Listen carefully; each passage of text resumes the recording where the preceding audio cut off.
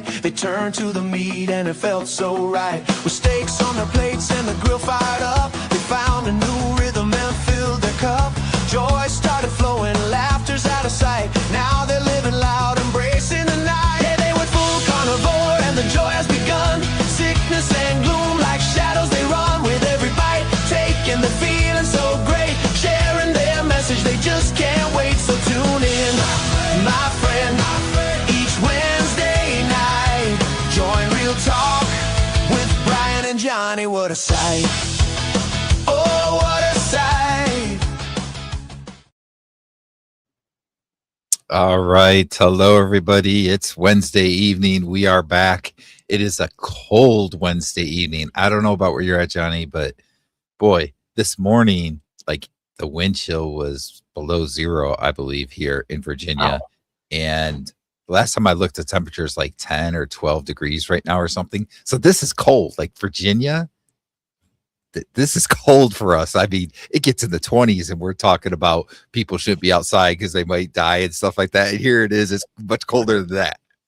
Yeah. A little bit warmer today. We had this day before, yesterday morning and day before yesterday morning, it was in the single digits. I think right at zero with the wind chill. But today we got up to 45, 46 degrees. So some of the ice melted, not all of it, but a good bit of it has melted. Only to learn by watching the weather forecast that we're going to have more snow Saturday and Sunday. Of course, snow is better than ice. That ice was treacherous. There was way too many car wrecks and people slipping and falling and stuff like that. But I don't want the snow, but I'll take the snow over ice any day. Yeah. So my road did get plowed today. They came down with a couple of trucks, took them quite a bit of time, and it's decent. Yeah. It's still a little rough, but it's decent, I guess. It's drivable and stuff. So that's nice. And yeah, I'm not sure about us yet for this weekend. Like one forecast will say, yeah, we're gonna get like 6 to 12 inches of snow, and then the next forecast, like, oh, we might get like an inch, and then the next time they're back at like 6 inches again. So I don't know if we're gonna really get snow this weekend or not. It might stay more south of us. We'll see. But yeah, we might get snow again too. And it's been so cold. Like, I'm just not used to this in Virginia. This is the kind of weather we had when I lived in Michigan. And I am not used to that weather anymore. Okay, let's say hi to some people that are in the chat already here. Linda is here. Hello, Linda. Hey, Linda. Running Tap. And so, this is funny because I never knew your name. I'm guessing that's Jeannie, or is it Jenny? I'm thinking Jeannie, but I know somebody that spells it somewhat similar, and it's Jenny, Jeanny, but it could be Jeannie. So I don't know. I hope I'm saying it right by saying Jeannie, but hello, Jeannie. I see you're in Australia. I remember you saying that before. You're from Australia. I noticed the other day they were talking about like record heat waves there. So we're over here talking about how cold it is, and she's probably like, oh, it's too hot. Let's see. DC, Wisconsin is here. Hello. DC. And Rick is here. Hello, Rick. Hello. In Miami. I think it's colder in Florida right now too. So Miami might still be 60, 70, somewhere in there. But I think most of Florida got a little bit colder here the last couple of days too. Yeah. Paul is here. Hey, Paul. Hello, Paul.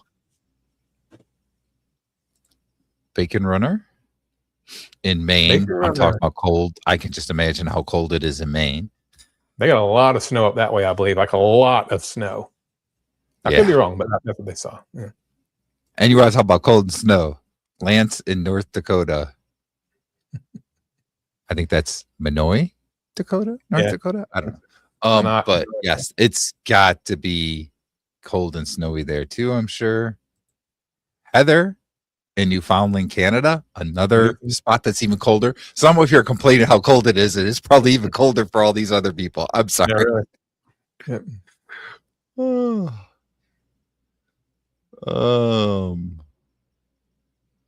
I'm not sure. Let's see. What does Paul say? My blood glucose level.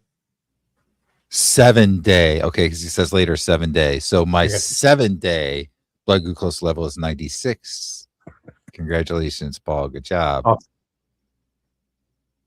All right. We are pretty much caught up on comments. Okay, so Heather. tonight We got Heather Sugar Free. Did you see that? Heather Sugar Free. That might just be on mine. I don't know if you can see it. yes, 804 Heather. from Newfoundland, Canada. Oh yeah. Okay, I see. Yeah, I missed that. Yeah. Yep. And Susan's here. Oh, Susan. Yep, Susan just dropped in Cool from beans. upstate South Carolina. Hmm. So there you go. Hey Susan. All right. So topic tonight, carnivore and mental health. So dive into this topic, talking about how carnivore can potentially help with mental health, and talk a little bit about, as Johnny said in one of his videos earlier today, how it used to be more of a taboo subject, but it's more and more people are talking more about mental health. And yeah, I think this will be a good topic for us. Yeah, Susan's talking about the snow. She's heading for Friday night and Saturday, so she's down by you, right? Yeah. She's in the upstate of South Carolina, so yeah, she'll probably get more than me, but yeah, pretty close proximity as a crow flies. yeah. So yeah, that will definitely be fun. Or not. All right. Yeah, or not.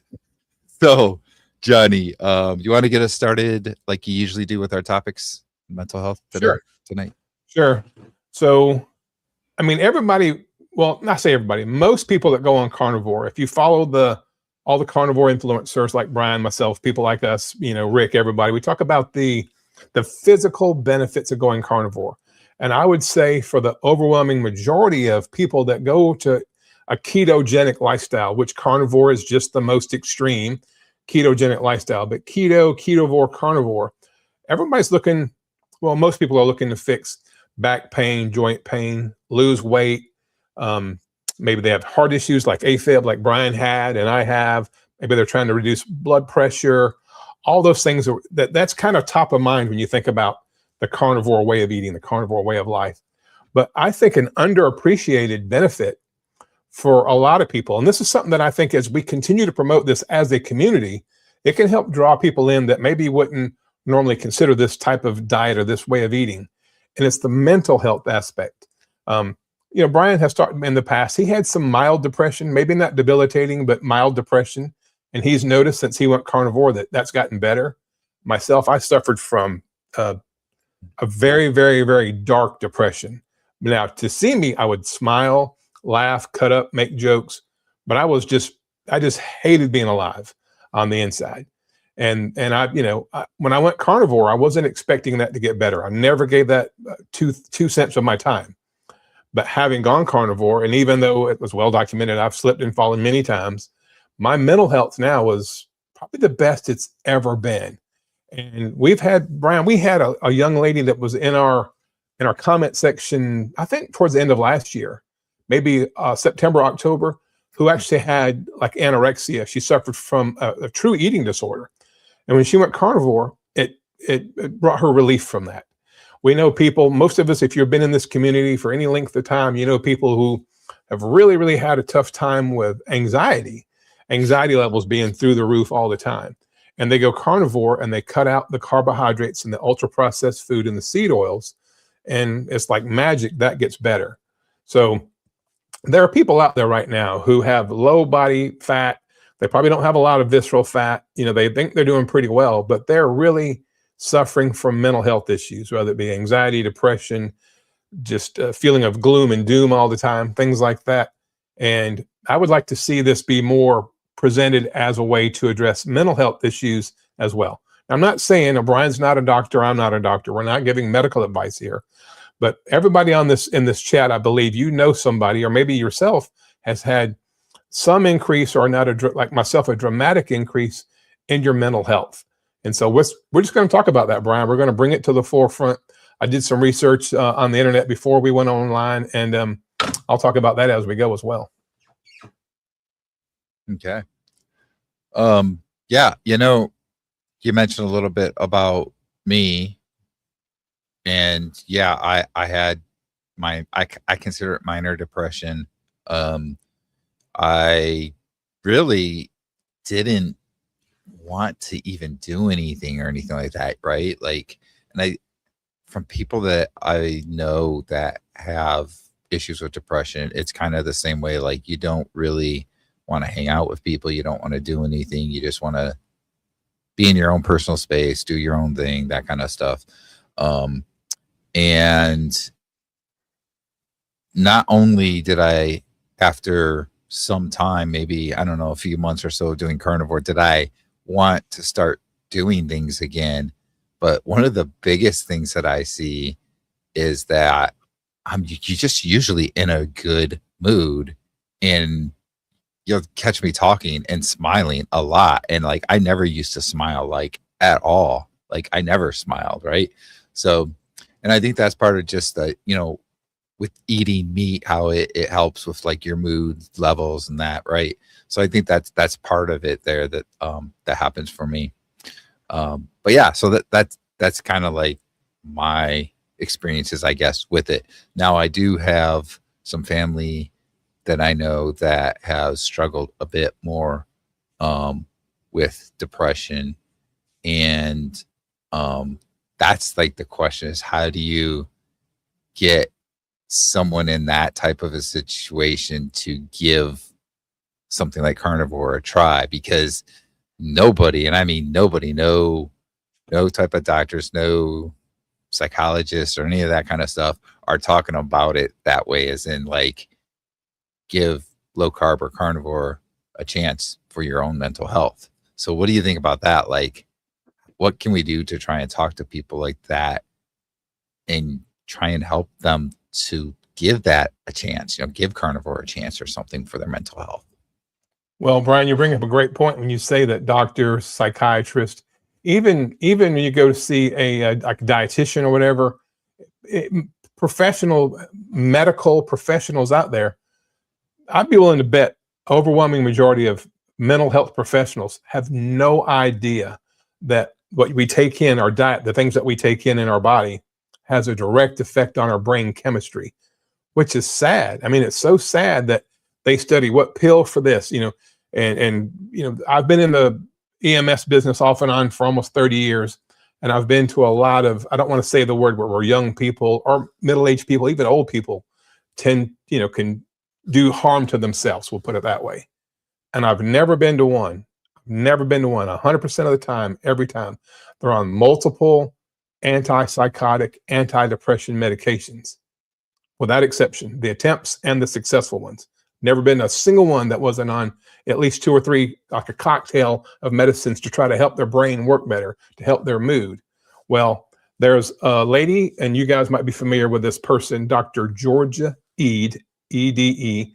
She's a Harvard-trained psychiatrist. She's got over 25 years of clinical experience, and she specializes in a nutritional approach to mental health. She published a book January 30th of 2024, so almost exactly 2 years ago. And the book was published by a company called Balance. And her thesis is, and she's done 25 years of research on this, so her, what she has discovered, what she has learned, and what she is trying to share the message by writing books, is that the chemistry of our brain is directly affected, like every other cell in your body, by what goes into it. And her thought is, and I'm reading, I did some research online. This is from Grok AI. I asked about mental health and the ketogenic diet, or ketones for mental health. And I'm just going to read just a little bit here. And this is from Dr. Georgia Ede's book. Now remember, she is a Harvard-trained doctor. And she says the core premise is that food is the most powerful way to influence brain chemistry, since that's where neurotransmitters and other brain chemicals originate. They start off, from the foods that we eat. And this is often more effective than medications for issues like mood swings, anxiety, depression, attention deficit disorder, food obsessions, and cognitive decline, Alzheimer's, dementia, things like that. And so at least there's one person out there, and it's really hard to poo-poo her or say she's a quack or she's an internet doctor or whatever. She's a Harvard trained. She still works at Harvard as far as I know. But she talks about when you fill your brain with carbohydrates and you develop insulin resistance, what happens is that the glucose from the carbohydrates cannot get into the cells of your brain because of insulin resistance. So essentially, your brain cells begin to starve. And maybe they have peaks and valleys with energy, no energy, energy, no energy, as you transition, into the point where you have insulin resistance. So it makes perfect sense. If you want the muscles of your arms, your chest, your back, your legs to be stronger, more efficient, and work better, you have to give it the proper fuel. And the proper fuel is a carnivore ketogenic diet, the animal fat sheet. Ketones are the most clean burning fuel. We only have two, glucose and ketones. And glucose, when it burns, you have oxidation. So you have oxidative stress in every cell. When you have ketones fueling your muscles, your brain, your eyes, all parts of your body, there's no oxidative stress. So it's a very clean burning fuel. So there's a whole lot of science that goes into this. Now, for those of us like myself who suffered from debilitating depression, not so much anxiety, just depression, and now I've seen seen what it's like on the other side, if you will, having gone carnivore. Look, I haven't read the book. I probably should buy the book and read it. I've got like the cliff notes from the book from Grok today, but there's a lot of science to this. This is not coincidence, and it's not the placebo effect. There's real science behind the mitochondria within your brain cells and the energy that your brain cells can use, and what you put in our body, like any other cell in your body. And so I'm hoping that these kind of things can get out, because I think we talked about being shut in, Brian, with the ice and the snow and everything, and not being able to get outside and do things. Well, people like myself who used to suffer from really bad depression, this time of year when it was rainy and not a lot of sunshine and I was stuck inside was almost overwhelming.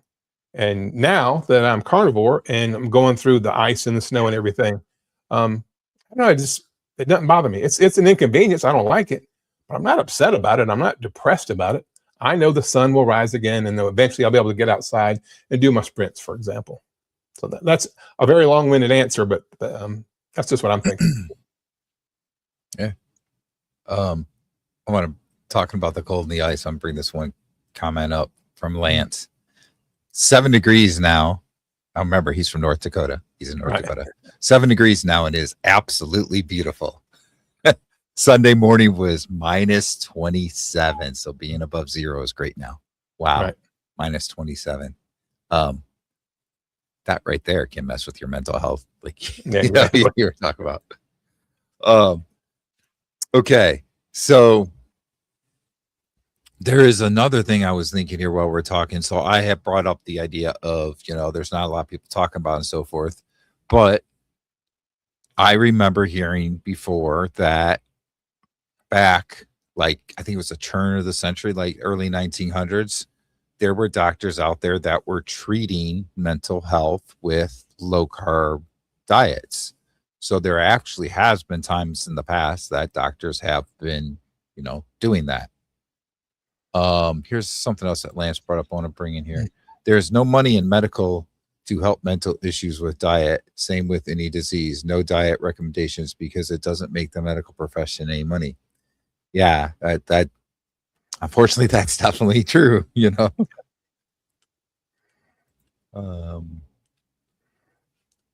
Susan says, I started keto in 2018 and then moved to carnivore in 2023.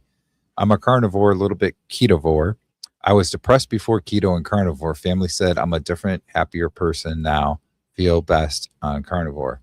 Yeah, I hear that from a lot of people too, that they just are a happier person, calmer person. All those things have to do with your mental health, right? But that was me, like before carnivore. I was the guy that would be sitting there in traffic, like yelling and upset and stuff, not getting really road rage, but almost feeling like it, right? And now if I'm in traffic, I just sit there. I'm fine. It was funny with the one time my wife was like, how are you not getting upset about this? I'm like, what am I going to do about it? It is what it is. It's what I got to deal with. So that's just how your perceptions change even, really. Yep. So, all right. Let's see. Yeah, Paul brings up a point. Yeah, I totally get this. Yep. Harvard trained holds very little value to me, just as I see it. She may be right, but yes, I completely get that too. There's a lot of crazy stuff that comes out of Harvard, some studies and stuff. And again, like Lance kind of said, like when you're talking about studies and that, most of the studies that are happening because pharmaceuticals are paying for them or whatever. So they're going to be slanted towards that type of a thing. So there's going to be very few studies about carnivore and its effects, how it can improve things and so forth. Something I want to bring up real quick. I watched a video. I think it was earlier today I watched, but it might have came out a couple days ago, from Michaela Peterson. That is Jordan Peterson's daughter. And she was talking a little bit about her mental health because she had struggled with mental health issues before carnivore. I think she's been lion diet now for like 8 years. And she's actually talked about introducing a few things now, which is interesting. But she's still very much carnivore. She's like, I don't know, I can call myself carnivore. But then you hear the stuff and it's like she's 99% carnivore. So you might as well call her carnivore, right? And it's the first time in like 8 years she's been able to do anything, because anytime she's tried this in the past, it didn't work. She started feeling sick again. So anyway, going back to the point here, the mental health thing. She actually was talking about one of the houses that she lived in. There was a mold issue, and that was affecting her mental health and how it made her an angrier person. And she would get these like bursts where she would just, lash out, being angry and so forth. And it took being very strict, lion diet, stuff like that, being in an environment that didn't have the mold and so forth, but then several years of that to really get past some of those things. So that's very interesting that just something like that you wouldn't even think about can also affect your mental health. Yep. So you think about it, Brian, you combine environmental factors like the mold in her house, or even let's talk about like CTE. We talk about football, Super Bowl, the big games coming up pretty soon. How many football players and boxers and other athletes have, concussion syndrome or whatever? Well, if you clog up their cells with the insulin resistance and the carbohydrates and all that stuff, I think it's going to be exponentially worse, because you've got two things working against you. The cells are starving for energy because of insulin resistance. The energy can't get into the cell. And then you've got, whether it be mold or and just other environmental factors. So you can see how being lion diet or carnivore or just really strict keto can help, even when you have those other things in the background. Just makes you wonder how many people have suffered and have done really extreme things to other people or to themselves, who might still be with us today, or those incidents hadn't happened if their brains had the proper fuel. I mean, I work in a fairly big city, Charlotte. I did for a lot of years. And, we have over 1 million people here. The ambulance service I used to work for does about 400,000 to 500,000 calls a year. And a lot of those calls are the ones you don't want to go to. And they could be a person harming themselves, or people like cut their own skin and all that stuff. And you can just tell their brains are just so inflamed. And this doesn't have to be young people. It can be middle-aged or older people too. And I just have to wonder if we can really get this message out and get people, even though it doesn't make any money for the medical system, to just try it for 30 days. Maybe you're thin, maybe you're athletic, maybe you feel great, you don't have any trouble sleeping.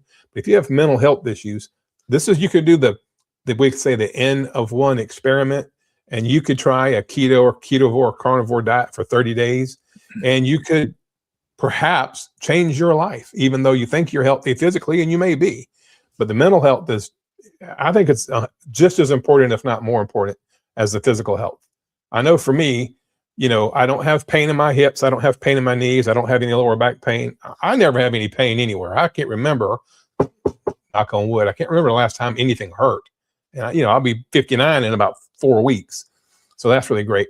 But if I had to choose one, the physical pain being gone or the mental health being so much better, if I had to choose one, I think right now I might choose the mental health, because I'm just enjoying being alive. I enjoy my wife. I enjoy my job, my coworkers. I enjoy being friends with Brian.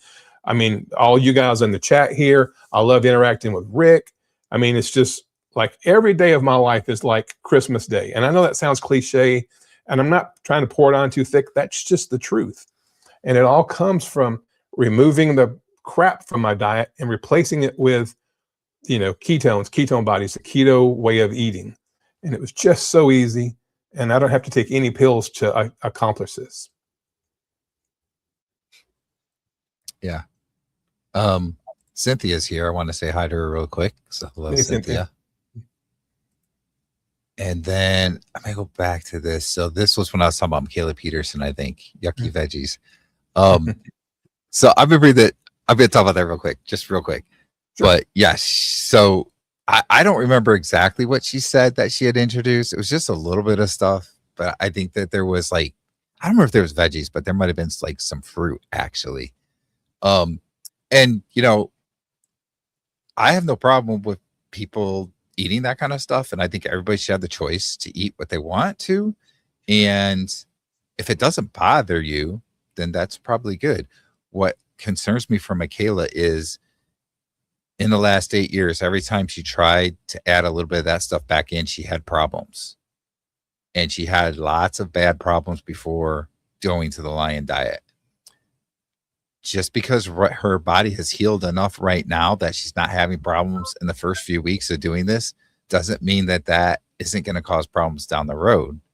So I hope that she doesn't run into problems because she's added some of these things that didn't work in the past but are working right now, but maybe 6 months from now might start putting her back into issues she had where she has to go back to strict Lion dieting. So I hope that doesn't happen, but that's what concerns me. And that's where I'm at, with certain foods that I've ate in the past that I know can cause me joint pain or whatever. I don't want to touch those foods, even if I had a little bit and I was like, oh my gosh, I didn't feel bad from it. I still wouldn't want to eat it again, because to me, I just think going back to what you were doing before is just going to eventually put you back where you were, and you don't want to do that. So that's the one concern I had there that kind of concerns me about what she said, but I don't know. We'll see, I guess. Holly is here. Good evening. Hey, Holly. She says, so hello, Holly. Rick had to break up ice. He's in Miami, so is he just talking about ice in his freezer?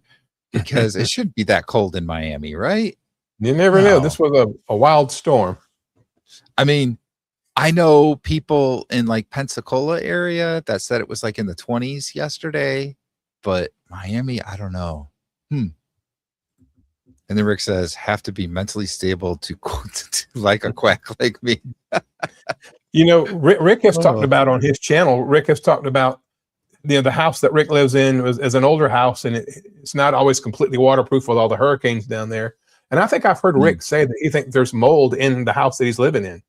And to the best of my knowledge, outside of some sinus problems that Rick has, that aren't really that big of a deal, I don't think, to Rick. And Rick, you can comment on this. I don't mean to speak for you, but Rick has never really had mental health issues, and he's been around that mold. I wonder if Rick ate the standard American diet and lived in that house, would he have a lot of, or some similar episodes that other people have? The fact that Rick is so unbelievably healthy, because for 40 plus years, he's eaten a proper human diet. He, gives his brain and his cells everything they need. Is that almost like a suit of armor, if you will, even though Rick's living in a house that he has said he wants to do a lot of repairs to it, or maybe get a different house. I wonder if he was on the standard American diet, would he be a lot more sick than he is, if he were just doing the standard American diet instead of his 40 plus year carnivore diet? Yeah. That's a good question. Okay, so something I wanted to bring up while we're talking about this topic is not just carnivore, how it can really help you with your mood and in your depression, if you have depression, that kind of stuff. But another thing that seems to be really good for it is getting sunlight, right? And I talked about in the past, like the early 1900s, where they were treating with a low carb diet. Well, they also used to do at like the hospitals, they used to have time where the patients would go outside to get sun, right? And I think this kind of ties in a little bit with carnivore because, well, we know carnivores tend to not burn as badly, at least, as people that are eating a lot of carbohydrates. But my own experiences as well is that your vitamin C levels within your body tend to go up. Your absorption is better when you're not eating carbohydrates. You're just eating a low carb carnivore type of diet. So what are your thoughts, Johnny, about like the whole thing with vitamin C and how it seems like that helps with mental health, and also it kind of goes together, I guess is what I want to say, together with eating a carnivore diet because you're restricting carbohydrates. Right. Well, Brian, you said vitamin C, but you talked about the sun. Did you mean vitamin D? I'm sorry, vitamin D. Yes. See, I can't even count. I can't. My alphabet's all messed up. Vitamin D. Yes. I'm sorry. Well, you know, people talk about cold and flu season, but I read a research paper and it was very complex. If you ever read an actual research paper, if you're not in that line of work, it's kind of hard to read. But my takeaway and the synopsis at the end was that cold and flu season, a lot of it has to do with the fact that our vitamin D levels, which for the most part are pretty low anyway, plummet in the wintertime. The sun is not out nearly as long, and depending on where you are in relation to the equator, the sun doesn't get as high in the sky. So cold and flu season usually goes along with vitamin D deficiency to the extreme. So that's why so many people, I think, Brian, I don't know if you said, but do you supplement with vitamin D this time of year? Probably not a bad idea. Vitamin D3 and K2. I probably should do more of that. But yeah, I think, and I wonder if vitamin D and your mental health, I wonder if there's a connection there. Maybe I should do some more research and see what the connection is between vitamin D levels and overall mental health. And one thing I want to go back for just a second, Brian. When I went carnivore, if you know my story, July 1st, 2023, I think, July 1st, 2023, I had plantar fasciitis in my feet so bad that it was just unbearable pain every day. On July 15th, exactly 2 weeks to the day after I started carnivore, I woke up and my feet quit hurting. I mean, I just woke up and the pain was gone and it never came back. So that was a really extreme thing that I can tell you the date and time, right? It's very specific. I had right hip pain. My left hip I had replaced about 10 years ago. My right hip actually looks worse on x-ray than my left hip ever did. And as soon as the plantar fasciitis went away, within about a week, my right hip pain went away. I had lower back pain constantly, probably because I was compensating for my feet, and my lower back pain went away. But I can't tell you exactly when my mental health got better. It's one of those things that just, I guess over time, or because it wasn't like a flashing red light of pain, I don't know how long the process took for me to go from that deep depression where, every day I was looking for a way out every day, to being the happiest person that you're probably ever going to meet. I can't tell you a specific, someone says, well, how long does it take for the mental health thing to get better? I don't know, because it just kind of happened. And I don't know if it was in small stages or if it was overnight.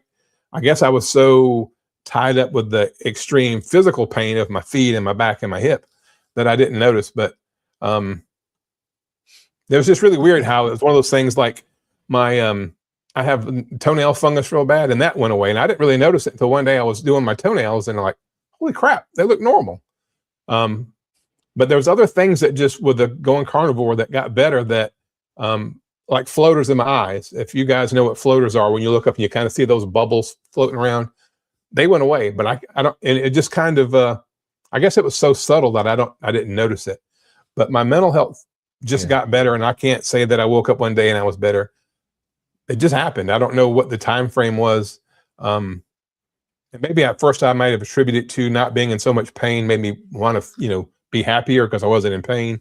But I think it's deeper than that. I think I think it's chemical related. I think it's biochemistry related with the ketones feeding my brain versus insulin dependence or insulin resistance and the carbohydrates that had filled my brain for 50 some odd years.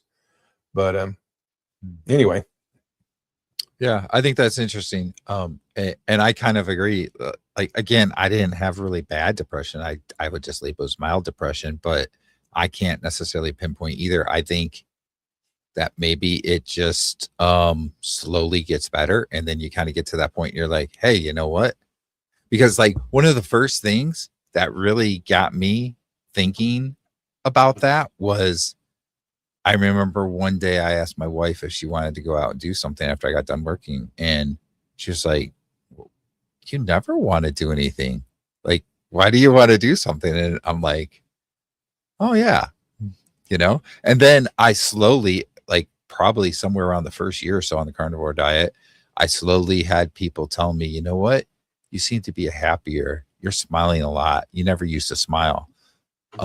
So yeah, I think that it's more of maybe a gradual thing that happens. And because it's gradual, you don't notice it as much as, like, you know, if you, for instance, let's say you lost a lot of weight, like I lost 60 pounds in the first 3 months, like you could really notice that, right? I could really see that. When you go from not being able to sleep in bed at night for more than a couple hours because you are so sore, and then like a week later you're sleeping in bed all night and you're not sore, you really notice those types of things, right? But maybe with the depression, it is more of a gradual thing, and because it's more gradual, you don't notice it quite as much. Yep. We got some new people here in the chat. Spanky is here saying hi to everybody. Okay, I think that's the only new person. We do have some commented here. You Americans cannot spell mold correctly. Mold. So we spell it MOLD, and apparently in Australia. Why can I not think today? I was saying vitamin C instead of vitamin D. Now I couldn't remember Australia. In Australia, you guys put a U in there, huh? That's very interesting. I did not know that. Wait, what? Rick just listened to the song about Milton. It was great. Rick has a song out about Milton, his cat. Did you know that? I didn't know that. I didn't know that. We'll have to check it out. Huh. Camden Wise is here too. Okay, I'll get there in a second. Sure. Rick says, ever noticed how mild my cold flu symptoms are?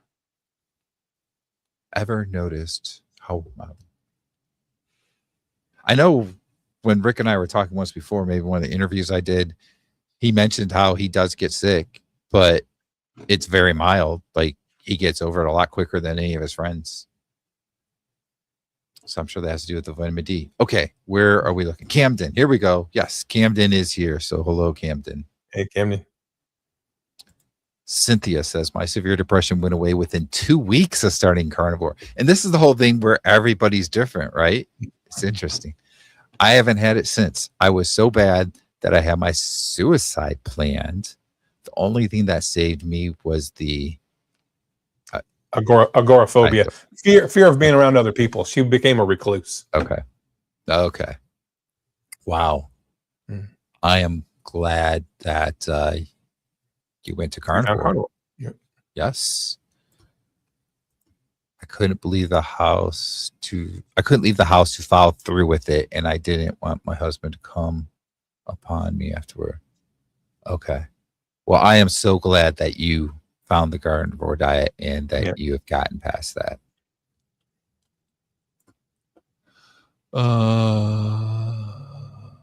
Wow. Paul's blood glucose level is now at 74. He's doing ideal.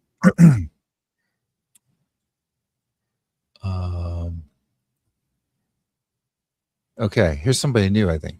K Day 9438. So hello. Can you consume dairy? I love dairy, cheese, and heavy cream only, and it makes carnivore more interesting. but why is it selling me after 30 days only? So yeah, I will say that there's a lot of people that seem to get stalled with eating cheese and dairy. So you have to be careful. Johnny, do you have any more experiences with that you would want to add? Yeah, I eat cheese probably here lately a lot more than I should. I miss pizza. Pizza was one of my, I ate pizza probably 3 times a week before I found carnivore diet.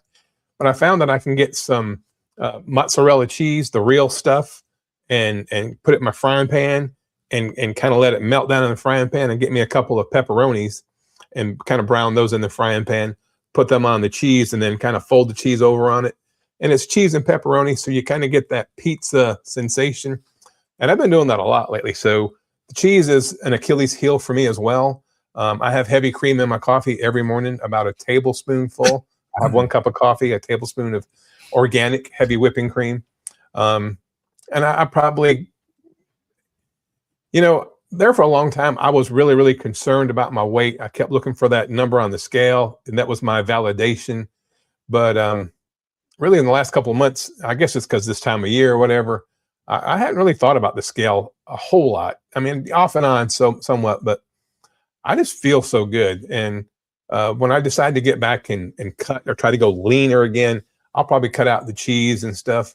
But right now, when it's 10 degrees outside and there's a foot of ice on the ground and I can't do anything, having that little treat, if you will, of cheese and carnivore or heavy whipping cream in my coffee, it's okay. Now I do have a thing, and this has actually gotten better. Speaking of Caleb Peterson and things getting better, used to, really within the last couple of years, when I would eat cheese, any kind of cheese, cheddar, American, whatever, as long as it was real cheese, I would get phlegm in my throat a lot. It would last about 30 minutes. I would clear my throat almost constantly. And it would go away after about 30 minutes. But I've noticed in the last probably almost year that I can eat cheese now and I don't get that histamine reaction, because that is truly a histamine reaction.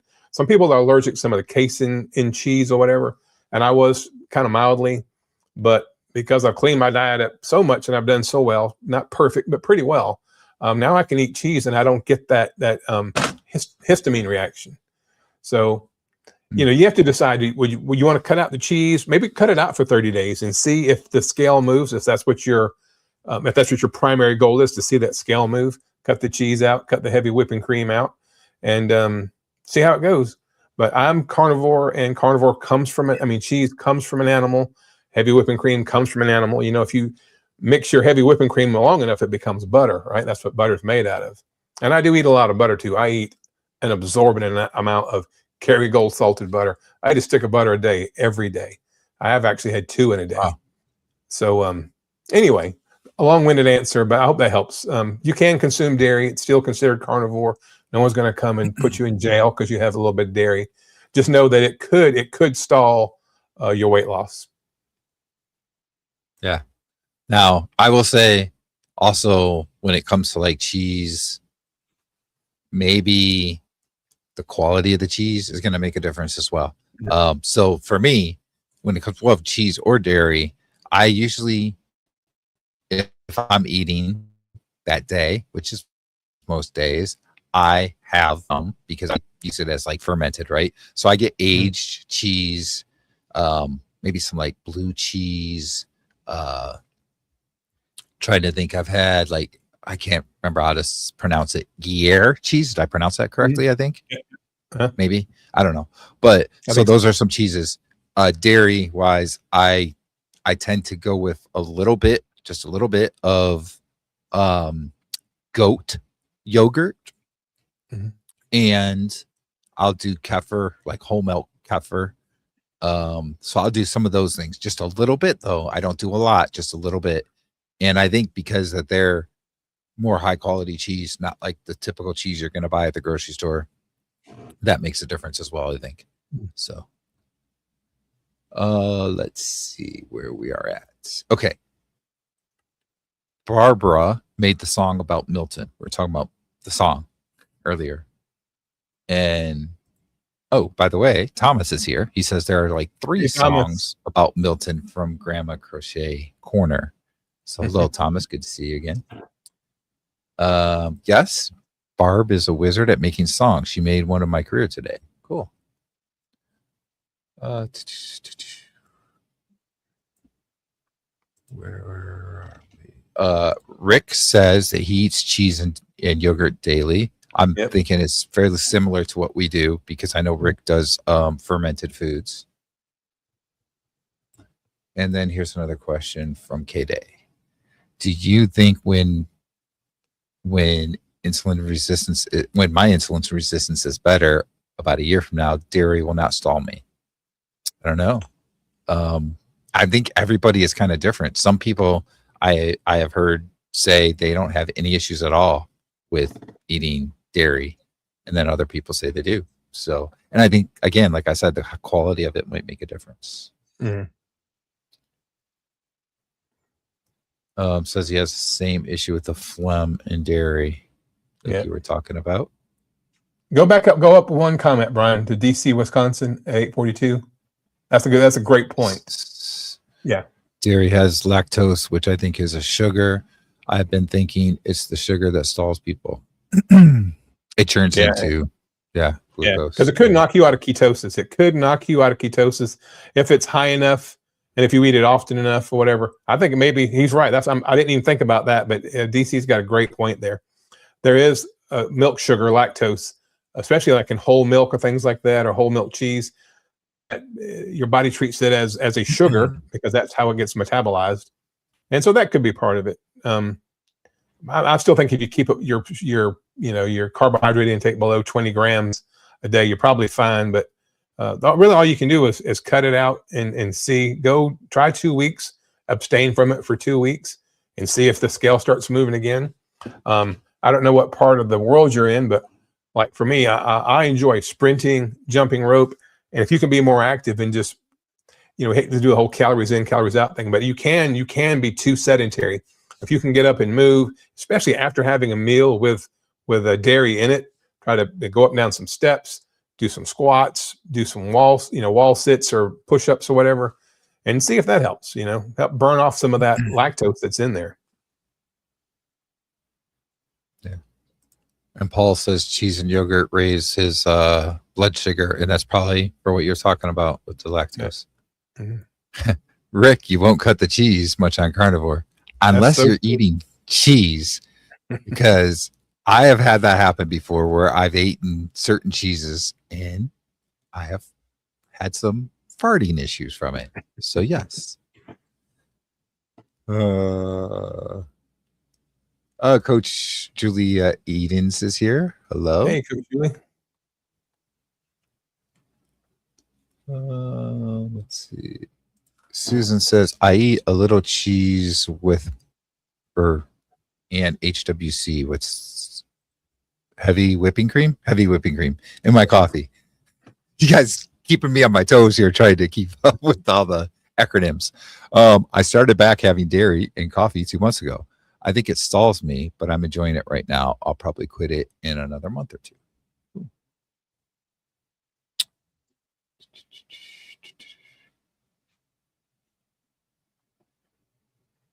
But not cheese in my coffee. Yeah. Does anybody put butter in their coffee? Has anybody had what they call it bulletproof coffee? Put some Kerrygold butter in your coffee. I haven't done it lately because I've got the heavy whipping cream. But if I don't have any heavy whipping cream, I will put about a teaspoon of Kerrygold butter in my coffee.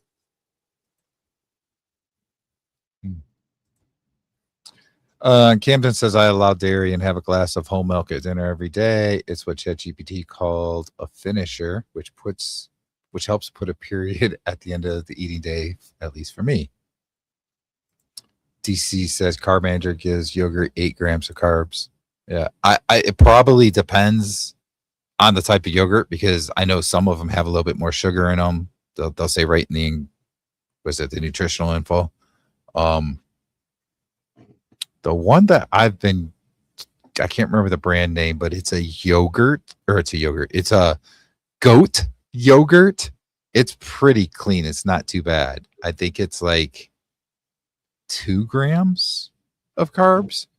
And of course I take just a little bit, so it's not even a full serving. So yeah, that's interesting though. Heather says that she uses her keto mojo meter to check if certain foods knock her out of ketosis. Maybe that could help you decide what to cut. That's a very good point as well. Great So point. thanks for that, Heather. And the Keto Mojo is not that expensive. I've still got one somewhere. I haven't used it in a while, but they're really not that expensive. And they give you your blood sugar and your ketone level. So pretty good investment if you're doing some investigating on what triggers your weight loss stalls or whatever. All right. So for your question about butter and coffee, Cynthia says, I like butter in my coffee. Also add egg. Never done the egg. Running I think tap, Thomas said he puts it in there too. I have butter and coffee. Susan says, I put butter in coffee and a little pink salt. That's cool. Yes, here we go. Thomas said, excuse me, I have, Johnny, but haven't had coffee in 28 days. Good job.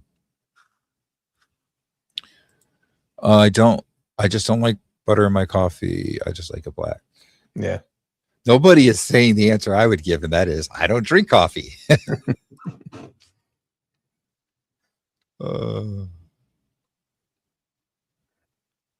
I only drink coffee when it's cold.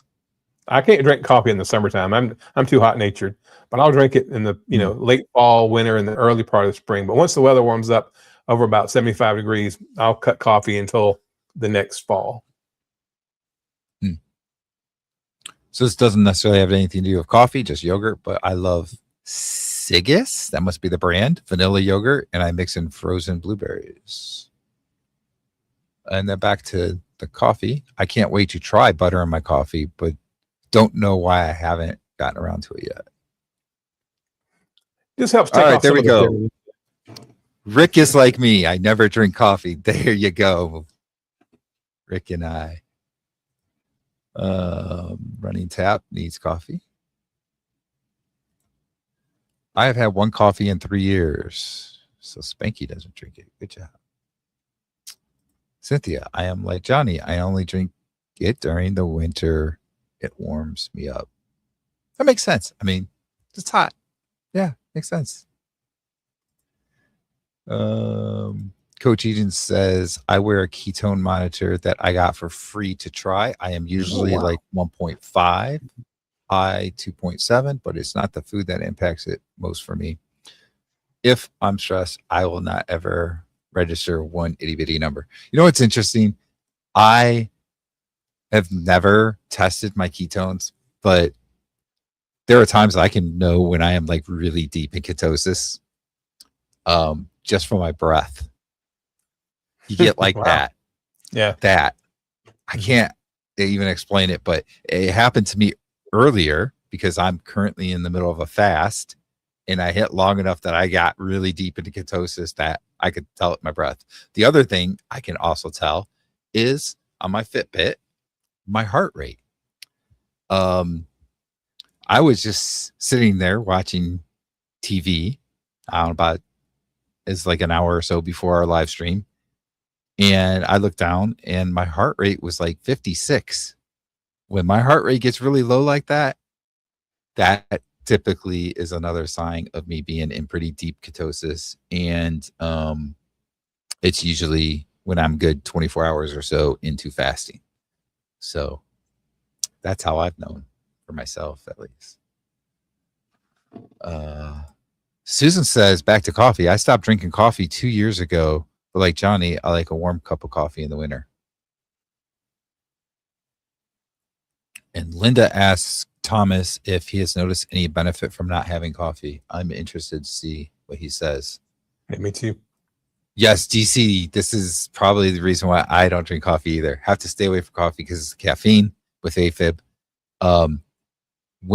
Before I was on Carnivore, one time I was out of town and we were working long hours, worked overnight, and it was during the day and we were still working on stuff.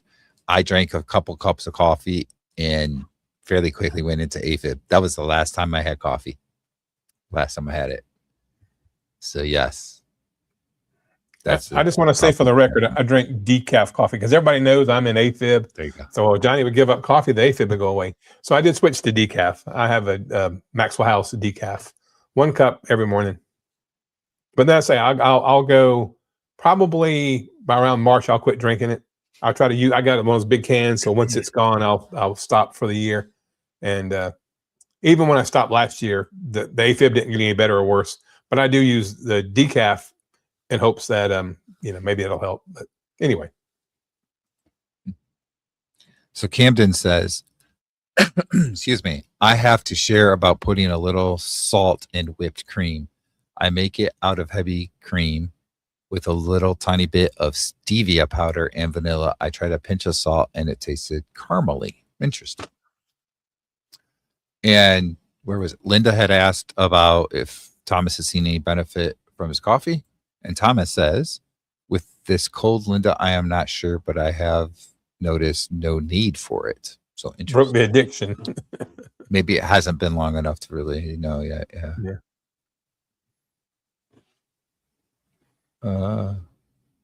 Yeah, I'm not very familiar with carnivore ice cream. I know Dr. Kiltz is big on it, but DC is saying that that's what Camden described, kind of sounds a lot like the carnivore ice cream.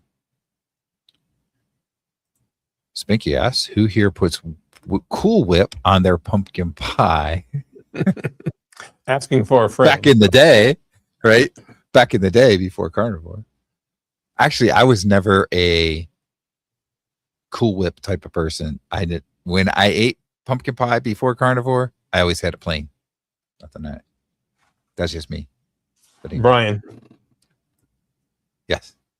I saw a video the other day. A guy took heavy whipping cream and he had this device that had like CO2 in it or whatever, or it was a compressed air, and he made Cool Whip from heavy whipping cream. It was kind of cool. Yeah, so he kind of made homemade, so you didn't get the sugary stuff. It was made just out of heavy whipping cream, but he was able to, infuse it with air or whatever, and was able to have whipped cream, if you will. Which I thought about trying that because I use the heavy whipping cream anyway, so we'll see. Rockin' Coach Amy is here. Hello. And she says the Cool Whip had to be 3 times as big as the pie. That's me. So I was talking about my heart rate, right? And like when I getting really deep into ketosis and it's lower, Rick, his heart rate is often below 60. So there you go. And yes, Rick is like a machine. When you've been doing carnivore so long, it makes you like a machine. Very good. Okay, we're caught up on comments again. Cool. It's been an hour already too, so we got about 30 minutes left. Do we want to get back into our talking about mental health topic here? Well, have we kind of covered our bases, or are there more pieces that we want to talk about? I will say one more thing. A lot of the patients that I encounter in my day-to-day work are dementia and Alzheimer patients. Some are in their late 80s, and I don't know that that's unexpected, but I've had a lot in the last year that were around my age, Brian. One guy who was a year older than me, and he had full-blown Alzheimer's, and we took him to a memory care area locally, and it was just a memory care like nursing home. And outside of every person's room, they had a collage of pictures. So as we're taking this guy into his room, there was a collage of pictures of him and his son and his wife and his daughter, a bunch of different pictures up there. And as we rolled in, he said, "Hey, wait a minute. I know those people. That guy's just like me. He loves to go fishing." And it was a picture of himself. And it was so sad. And I read his medical stuff, and he had diabetes, of course, but he wasn't a real big guy. I just think that this whole explosion of dementia and Alzheimer's and these degenerative brain diseases that we're seeing younger and younger as the diet gets worse and worse and worse, and there's more seed oil and everything and all that stuff. And in the book that I was quoting earlier from Dr. Georgia Ede, she talks about, degenerative brain diseases can at least be stymied on a ketogenic, using ketones to fuel the brain. But there's a doctor, I think his name is Dr. David Diamond. He's actually down in Florida, He and a business partner has bought a nursing home. And fact check me on this. I may be paraphrasing some, but they bought a nursing home, and I think they had 4 or 5 patients in this nursing home down in Florida that were in the memory care area. He put all 5 of them on a carnivore diet. All 5 of them went home. All 5. The oldest one is like 90 years old. Actually, and the last I checked, she works part-time at the nursing home as the receptionist now. So this is more than just being in a better mood and stuff like that. You start, and everybody in this chat probably knows somebody, or you know somebody that knows somebody that has Alzheimer's or dementia or has been affected by that in some way, right? I mean, it's so prolific now that most people know somebody that's got dementia, or they know somebody that has dementia and Alzheimer's. And so the more we can get this message out, just trying to fuel our brains with a proper human diet, we might can alleviate a lot of the suffering, because you see people. I had a lady the other day, 61 years old. She was a beautiful lady. We took her. She had been at the hospice house, and that sometimes the hospice house will let people come there and stay for like a week, so the family can kind of catch a break, get caught up on housework and stuff. So we're taking this lady back home. Her husband, who she'd been married to for 44 years, said she'd been in that state, and she was nonverbal. She didn't say a word. She smiled a lot. She was beautiful, but said she's been that way since she was 55. So that's 4 years younger than me, and about not too much further than where you are, Brian. And she's already nursing home bound, and her husband has to care for her 24/7. And probably, you can't say for sure because nobody really knows, but probably it's because she has insulin resistance and her brain just doesn't work right. And man, how cool would it be if we could really get this out there and see more and more people like that nursing home down in Florida by Dr. David Diamond reverse this stuff and be able to live a life instead of just an existence. Anyway. That was all I was going to put a period on the whole thing about mental health, because it's not just, anxiety, depression, and things like that. But you look at the degenerative brain diseases that I think goes along with that same chemistry. Yeah, that's great that you brought that up, because we didn't even really talk about that at all, like Alzheimer's and all that. And I mean, think about it, like your brain needs cholesterol to function properly, right? Needs fat. Yeah. And we're pretty much told to eat lean, to cut your fat. And if people have high cholesterol, they want to put them on statins to lower their cholesterol. And then we have this big epidemic of, people getting Alzheimer's and dementia and so forth. And that's a great, I'm glad you brought that up, because we didn't even think about talking about that earlier. Yeah. But it's that same pathway. It's that same pathway in the brain for the fuel and the insulin resistance, blocking the brain from getting what it needs. So you have these personality changes and mood swings, but you also have degenerative diseases for that same exact pathway. Yeah. I want to bring this up real quick that Spanky put in here. I used to go into this nursing home to see my grandma many years ago. There was an elderly man that thought I was his grandson. So for about 3 months, I visited him twice a week till he passed. Yeah.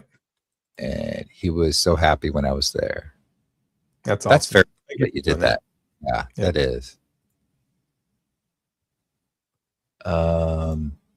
Coach Eden says, my dad was tall and skinny like Rick, but ate 100% crap. And of course got diabetes around the same time. Yeah.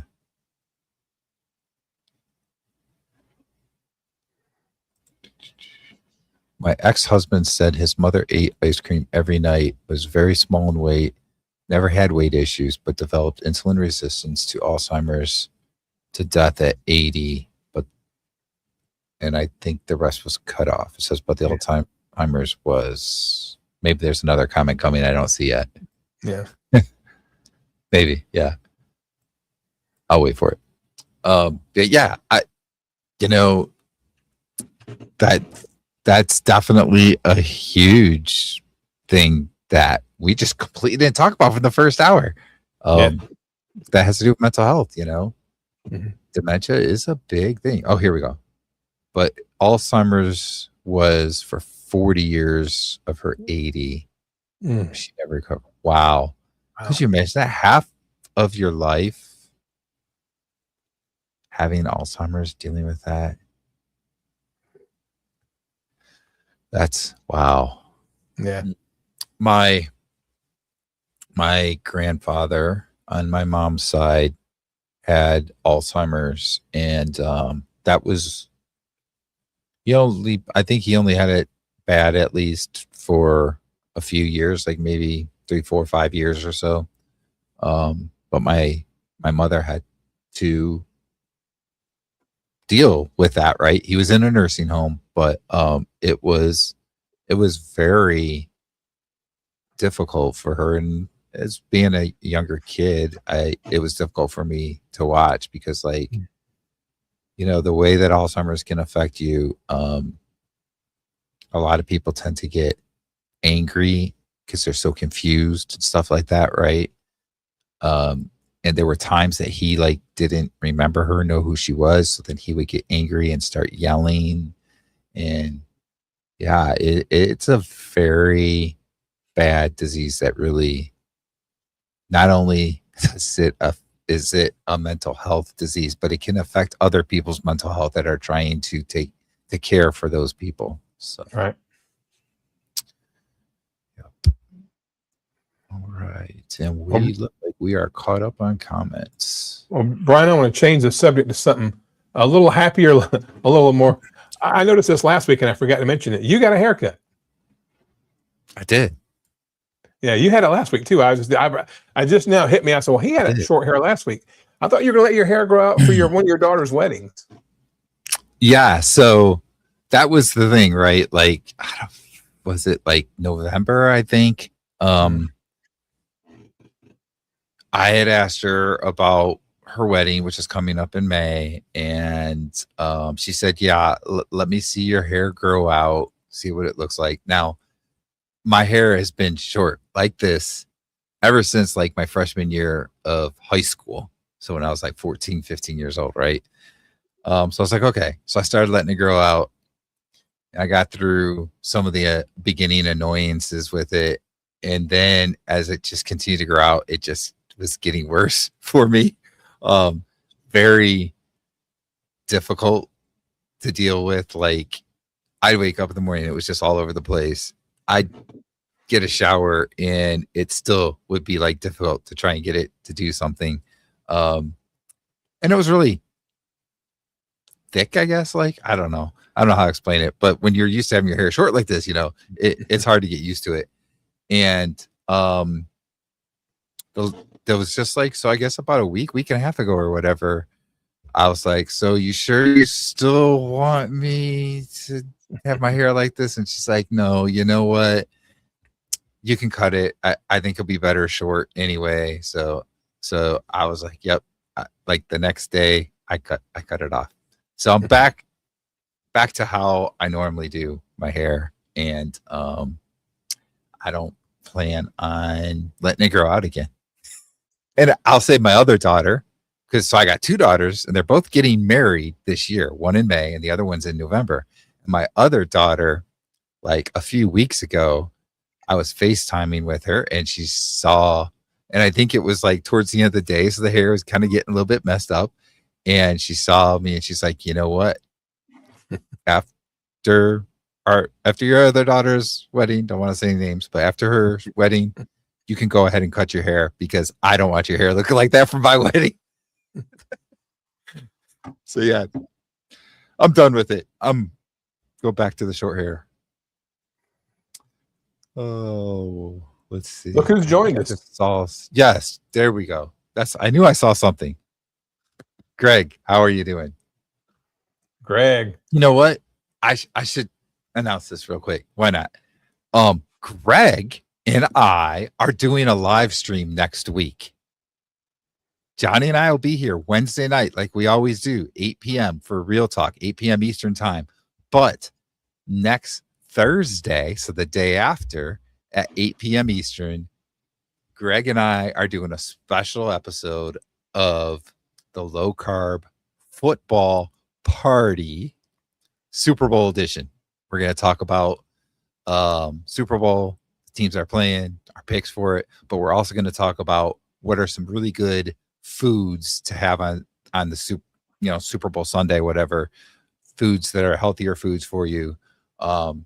And what you can do if like you're going to a party and you know that there's gonna be bad stuff there, how you should prepare yourself and all that kind of stuff. So we're gonna talk about that stuff in live stream. But I'm looking forward to that because Greg and I haven't done a live stream in a long time. So that's gonna be pretty cool. So next Thursday. So next Wednesday, check out Johnny and I again at 8 p.m. Eastern. And then Thursday, check out Greg and I. Greg, it's great to see you, buddy. I watched a couple of your videos today. If you guys haven't checked out Greg's channel at My Weight Loss Life, that's him on YouTube, check old Greg out. He went through a very tumultuous time, I guess, last year. His daughters got married. He and his wife had lived in the same house for many, many years. They ended up selling that house, built a new house to be closer to their kids. And his wife got a different job. He got a different job. And all of that, his mother-in-law passed away. His mom passed away. So he had just a lot going on. And he openly talks about he kind of fell off from the plan of eating. He's more ketovore than carnivore, but he's pretty close to carnivore. And so he fell off and he kind of got some of the health issues that came back that he'd pushed off before. But he's back on track. He's down 10 pounds in a couple weeks, I think it was. Or 3 weeks. He's doing great. So you guys check out Greg, My Weight Loss Life. He's great. You'll enjoy his content. And I'm so glad you're back, Greg. I missed you, buddy. It's great to have you back.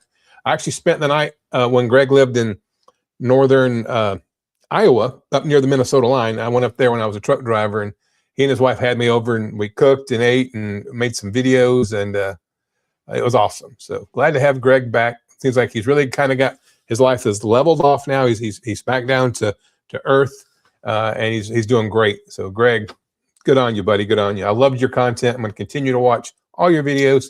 Keep putting them out.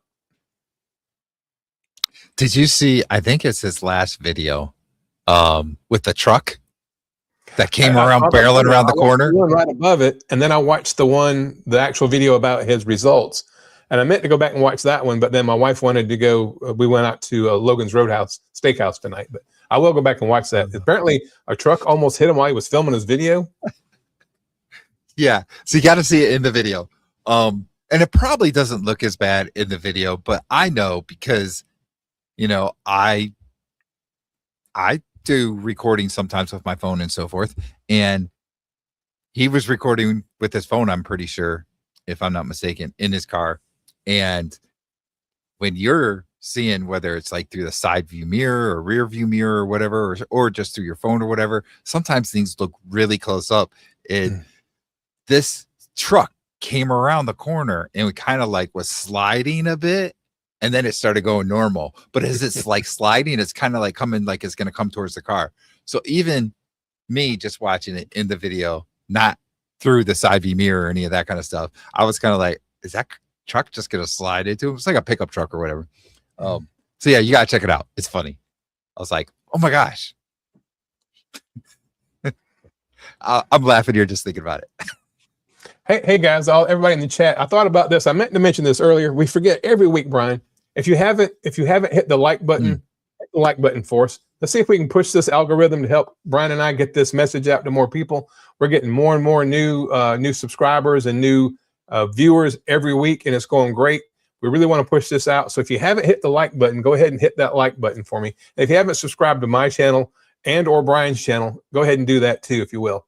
We appreciate it, y'all. We're doing our best to try to help save humanity. That's what we're all about, trying to get people to see what we see and live in this great carnivore lifestyle that it's like winning the lottery of life when you feel this good. You know what's weird? The same thing that happened to me last time, and I think it might be my internet. If you saw my video that I put out earlier today talking about the live stream we're going to have, I mentioned that my internet's been kind of weird today. I was just telling Johnny before that the little, I'll just call it a box thing that's outside where the RF comes into my house for the internet. It's not fully closed. It's kind of opened, and I think maybe there's some water getting in there, and there's like electronic equipment in there, which is probably not good. So my internet has been like iffy, and I don't know if I've dropped in and out or anything today. I apologize for that. But this happened to me last week too, where I didn't see any new comments, and then all of a sudden, like a ton of new comments came in, but their timestamps are at different times. They're like over 5 minutes. Like for 5 minutes, I wasn't seeing any comments. It's really weird. Wow. So now I got to try and catch up on comments again and see where I was. Let me see.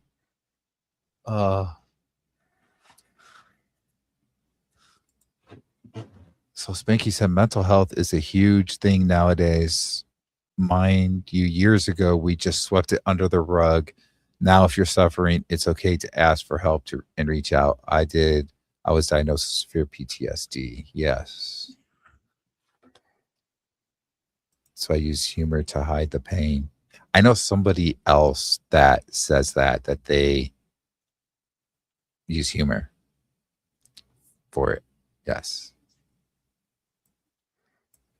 Holly says, I worked many years as a nurse on dementia units. I went through the snack basket for the patients once. The cleanest snack in the basket was Lay's potato chips. The rest was highly processed. That's like the one you were talking about.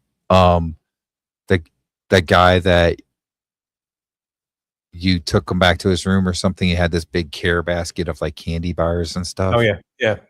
Jeez. And as bad as that is, to kind of put another thing, my mom died of cancer, and while she would be sitting in the chair getting her chemotherapy, they would bring donuts and honey buns and candy bars around in orange juice for all the people getting chemotherapy. And anybody with 2 brain cells knows that cancer's favorite food is sugar. But you got to keep those customers coming back right up until they die. Yes. K-Day asks, do you two notice hair nail growth with Carnivore after a certain amount of time? I have. I don't know maybe so much about the hair thing. Maybe yes, like on top of the head, not necessarily, but like the mustache beard thing. I will say this, for my entire adult life, I basically only had to shave about once every 3 to 4 days or so. And at some point, since going on Carnivore, and I can't really tell you when, it's one of those things again that you just don't know exactly when, but at some point I started noticing I pretty much shave every day or maybe every other day. And I'm talking about, like in here, because obviously I keep this trimmed, but like in here, I have to pretty much shave more now. So I have noticed that kind of hair growth. And definitely the nails, like trimming my toenails a lot more often than I used to. So that I have definitely noticed. How about you, Johnny? Well, I've got like most guys, Mike, I got a bald spot up there. I don't know if I'm leaning down, but it's probably 50% grown in, which is amazing. I mean, I'm not that vain. If my hair, if it got real bad, I'm just going to shave my head and be the Mr. Clean look or whatever. But it started growing back in. So that plus I noticed when I was very unhealthy, when I was 350 pounds, my legs just below my knees, between my knees and say the tops of my feet, it was as slick as it could be, not a single hair to be found anywhere. And now that I've gone carnivore and lost weight and started working out, my legs are getting hairy again. You would expect a man, to have a hair on his legs, but so I did grow hair on my legs.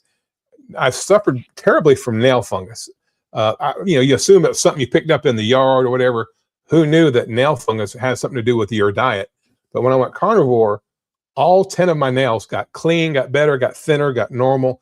And to Brian's point, I'd have to, manicure them pretty much. But I tried every topical remedy in the world for that nail fungus and nothing worked. I went carnivore, and probably within a month, probably 6 weeks, my nails became normal, healthy looking toenails. So I hope that helps. But yeah, there's a guy, if you're familiar with the movie that's coming out, the documentary, Healing Humanity, The Power of Proper Human Diet, Adam, who was like the filmer, the photographer, or whatever of that thing, he had like completely gray hair. And I think he's a little bit younger than us. I think he's late 40s, but his hair had gone completely gray. Well, he's been carnivore for, I think, right at 3 years now, and his hair is like dark brown. All the gray hair got replaced by normal dark hair. So he went back to his original hair color just from eating a proper human diet. So that was pretty cool. Yeah. Adam Lacey, his last name, Adam Lacey, that's his name. Yeah. Adam Lacey, yes. Yeah. Yes. Greg says, yes, just like old times. For those of you that don't know, Greg and I used to do a show called The Low Carb Football Party, which was a live stream that we did. This was a couple years ago, I guess, when we did it. So you should check out on Greg's channel, My Weight Loss Life, or my channel, Waco's Carnivore. You should check out some of our old episodes. I know Greg probably has it as a playlist too, but I have it as a playlist that says Low Carb Football Party or something like that. And you can see all of our old videos. What else did I mark? Here we go. Susan says dietitians and nursing homes need an education on the ketogenic diet. They don't get it. My daughter's in nursing home due to her health and weight. She's keto, trying to reach them slow learners. Yeah. Yeah. Yeah, that is definitely true. So here we go. Amy said, I created a carnivore YouTube calendar where I manage all live streams. I put both your channels on it for this time. Thank you. Thank you. Amy. Appreciate that, Amy. Amy was on, she was a guest of ours 3 or 4 weeks ago. She was on the channel with us. She's awesome. Yeah. She's so awesome. Yeah. She does AI. She does the like the cartoons or whatever, the song, and then the avatars of people. And I think it's just a little business she does. So check out Amy on her channel and look at some of the neat things she does. She's very unique in what she does. And a quick shout out to Thomas, Target Prime Rib. He does some really cool stuff on his videos too, with music and stuff. So don't want to leave anybody outside. Everybody here's got a really good channel, but those two just stand out tonight for some reason. Yep. Spanky said, yes, I have noticed my nails grow way faster lately, especially on my hands. Yep. Camden, love hearing on the various carnivore videos about people recovering from depression, anxiety, sometimes pretty quickly, just from changing from the sad diet, no pun intended, to carnivore. Yeah. Yeah. Then that's an appropriate thing now. Sad diet. Now we know why they call it the sad diet.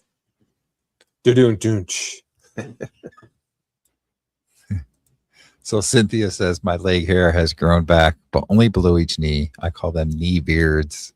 And yes, I do shave them. Thanks for making me laugh, Cynthia. Yep. Oh, hey. Peter is here. Papa Carnivore. Hello. Hey, Peter. Hey, good to see you, buddy. You. Right. We are caught up on comments again. Okay. Yep. We got a few minutes left. Brian, what time are you and Greg going to do your thing next Thursday? You know what time? Have you got a time yet? Because Greg is in Central Time Zone and you're in Eastern Time Zone. Yep. I believe we were doing 8 p.m. Eastern time. So just like we do. So it'll be 8 p.m. Eastern, 7 p.m. Central Time. So yeah. I mean, I'm pretty sure that's what we did when we did the low carb football party, but we might have done 9. I don't remember. But for anybody on the East Coast, I try not to have us go too late, right? Because then it's harder for them. And if you're like more West Coast where you're not available, you can always watch the replay. So that's what I was thinking. And how many sardines will be eaten on the show? You're gonna have to ask Greg that because I'm not having any. I don't know if he's having any. I thought we were gonna go an entire live without talking about sardines. Nobody talked about it in the comments tonight. It's like Christy in Picanha from Meeting Wellness. She always talked about picanha. It was her favorite thing. So we almost went the whole time. I would always get her if she and I were on a round table together or whatever. Before we ended, I would say something about picanha just to make sure that it was brought up over the course of the 2 hours or whatever. Yeah. You know what else is interesting that you bring up Christy? When I used to do the live show with Greg, I had this problem that I was always knocking my microphone over. And it seemed like every live stream I'd have some kind of a fumble or something. I knocked the microphone over or something. I think one time I hit my camera. And I remember having Christy on once, and we went like the entire live stream. It was like hour and a half, 2 hours, whatever it was. It might have been a couple hours. And right towards the end, I knocked my microphone over. And she was like, yes, it happened. All this stuff. But you know what? It never happens anymore. I can't remember. I don't think since we've been doing a live stream that I have knocked my microphone over. It's the calming effect of the Carnivore champion. It might be because, well, Carnivore Backwoods, remember him? Yeah. I remember John, doing a live stream. Yeah, I remember doing a live stream with him one time too. And I was like, oh, man, my microphone went flying. And he's just like, he's looking at me like, what's going on? So I don't know, but it doesn't happen anymore. Oh gosh, and here come the sardines. Yeah. I have a can of sardines ready to go. Well, I'm glad you're on the other, not all the way across the country, but halfway across the country from me, because I don't want to smell those sardines. Oh, best way to eat sardines is open the can to the trash can and throw them in. Yes, I agree. Brian, that and calling your live the football party. Yeah, what was it? That was one of like the biggest bloopers ever that I did. So I used to be good at bloopers. I just don't do them anymore. I guess I got better at this. Now that I say that. Well, actually, I did bloopers earlier. I was called vitamin D, vitamin C. So there was that. But one of our episodes that we did live streams, like in the first 10, 20 seconds or something, I'm like, welcome to the low carb football party instead of party. And oh my gosh, we could not stop laughing for like 2 minutes. We're just laughing about it and stuff. People are probably joining the live stream and they were like, what is going on? Like, I'm not going to watch this. You guys are just laughing. It was crazy. But yeah, I don't do that kind of stuff anymore. We'll take Interesting. Maybe that's just like being on Carnivore for a longer period of time. You don't make as many mistakes. I don't know. I make a lot of mistakes, but don't get me wrong. I don't know. Oh well. Oh. Well, we are almost at 9:30. Johnny, what you got going on with your channel that you want to talk about? Well, I put out a video today, Brian, a little earlier, kind of talking about mental health and kind of prefacing tonight's show. At the very end, I have a little workout montage and some music that I put on there. It's a song that I did on AI, this website called Songer. That's where I make my songs. And it's one of my favorite songs I've ever done. So it's on there at the very end. It's only like a 6 or 7 minute video. And I referenced my grandmother. And so if you guys want to check that out, it's on my channel. It's called I Blame Carnivore. And but I ordered a new gimbal today. I'm hoping to have it in the next couple of weeks when the weather warms up and I can start sprinting again. When I go out and I do my sprints and put them on my video, I've got where I use one camera at the very beginning of the sprint so you can see me taking off, and then a camera that I'm running towards so that you can see me running in that direction. Well, the gimbal I ordered today is an AI thing, and it follows you, the gimbal. So I'll put my camera on it, and then the gimbal on a tripod will actually follow me. So hopefully I can set it like in the middle of the 40-yard or 50-yard dash, whatever sprint I'm doing, and it can follow me from one side to the other. And the neat thing is, when you want it to stop following you, you just hold your hand up, and it reads that as stop, and then you go like this if you want it to start following you again. So kind of neat. Hopefully it'll come in pretty soon, and then when the weather warms up, I'll get back outside doing some sprints, and I'm pretty excited to have a new toy to play with. Hopefully it'll work out pretty good. It's only $100, but we'll see. We'll be back tomorrow. We'll be back next Wednesday, obviously, for our show, and then I'll watch you and Greg on Thursday. I do know that one of the quarterbacks, was it the Patriots? Are they playing? Are they one of the teams that made it to the Super Bowl? Yeah, you can tell I'm a huge football fan. I already know he's won the Super Bowl. But the quarterback for the Patriots is actually a Charlotte native. That young guy played football here in Charlotte. And Derek May. Yeah. So he's from Charlotte. So that's pretty cool. Yeah. I heard a story where the last time he went to the the only time that he's gone to the Super Bowl was when Carolina Panthers were in the Super Bowl. Yep. And it was at the same stadium that the Super Bowl is going to be at this year. Isn't Wow. that something? That's a cool story. And now he's going to be playing it, and he's like, what, 23 or 24 years old? Crazy. Yep, pretty awesome. Yeah. So, all right. So for me, I'm going to try and get back to doing some of my normal videos. I hadn't been quite as much into it. I didn't have one Monday, Wednesday. This morning was just kind of a quick whatever thing. So I'm going to try and get back on track with doing those videos because, you know, with the snow and stuff and clean up, but it's been rough. But anyway, but like Johnny said, we got the live stream Wednesday. Then I got the live stream with Greg, My Weight Loss Life, on Thursday. And I'm going to go ahead and put this out here now. Then the following Monday, February 9th, I am going to be on Coach Eden's channel. She's doing a live stream at 4 p.m. So I'm going to be live on that. And if you don't already follow her channel, go check her out. Go follow her channel. It's good. It's going to be fun. So I'm kind of hitting the live circuit, if you will, lately, right? I was on with Dr. Nelson. When was that? Like a week or two ago. Yep. I was supposed to have one coming up, I think, next week with Dr. Kiltz, but unfortunately he has to be out of town. So I had to reschedule it. So that's rescheduled for another time. But so I have a lot of live streams coming up here, which is going to be interesting. One of these days, I might knock my microphone over again. We'll see. Hasn't happened in a while, though. So I'm sticking with that. But anyway, thanks everybody for joining us tonight. We'll see you again next Wednesday, 8 p.m. Eastern Time, 7 p.m. Central Time. Have a good night, everybody. Bye-bye, y'all.